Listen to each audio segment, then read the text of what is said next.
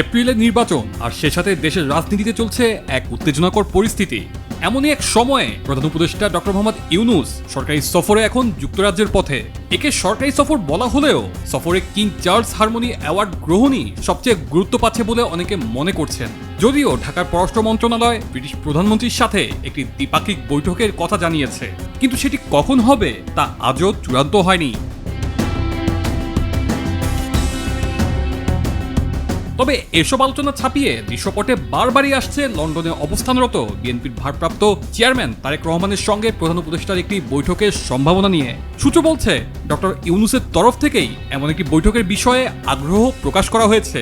যদিও সরকারের দিক থেকে এ বিষয়ে আনুষ্ঠানিক কোনো তথ্য প্রকাশ করা হয়নি। অন্যদিকে বর্তমান রাজনৈতিক প্রেক্ষাপটে এই ধরনের কোনো বৈঠক হবে কিনা তা নিয়েও রয়েছে ধোঁয়াশা।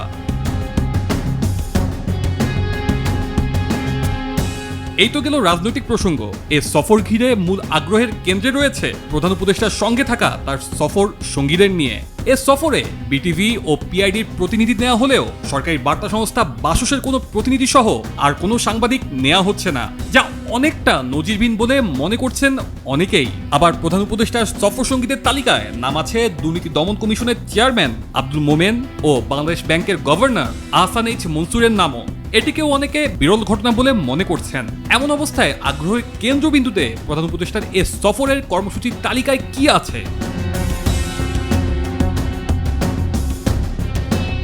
ডক্টর মোহাম্মদ ইউনূসের এ সফরের কর্মসূচিকে সরকারের সূত্রগুলো গোপনীয় হিসেবে উল্লেখ করেছে। এমনকি তার সফর সঙ্গীরাও সফরকালীন কর্মসূচির বিষয়ে তারা এখনো কোনো ধারণা পাননি। ভারপ্রাপ্ত পররাষ্ট্র সচিব রুহুল আলম সিদ্দিকী বলছিলেন, প্রধান উপদেষ্টার এই সফর অত্যন্ত গুরুত্বপূর্ণ।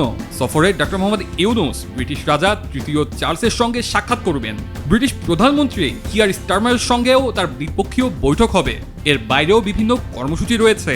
তবে প্রশ্ন হচ্ছে, এ সফরে তারেক রহমানের সঙ্গে বৈঠকের সম্ভাবনা কতটুকু?